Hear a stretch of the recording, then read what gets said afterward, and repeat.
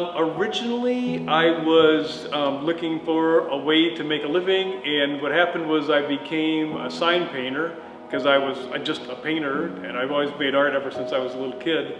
And so anyways, I became a sign painter, and then at some point I realized that all the materials that I were using were eventually going to kill me, so I needed to get into something else.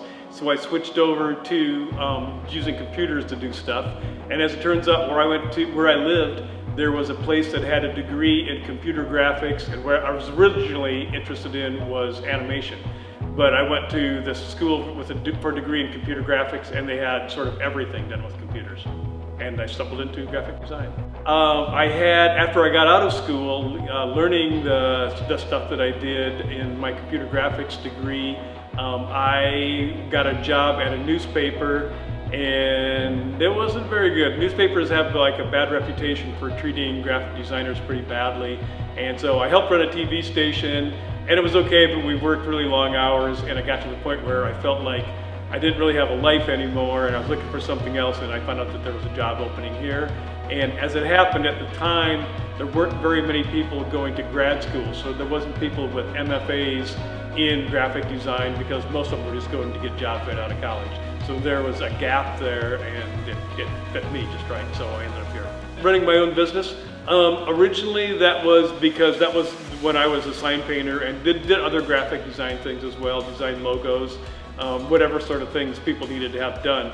But I was just looking for a way to, I wanted to run my own company so that I could have control over it and have some kind of creative freedom, because that's always been kind of a big thing to me, is like, I have a bunch of creative ideas and I want to be able to express those, and if I get stuck in a place where I can't, then I'm just kind of miserable. So I wanted to have the freedom to be able to contact my own client, set up my own business, and basically run everything sort of myself. So I started my own graphic design business.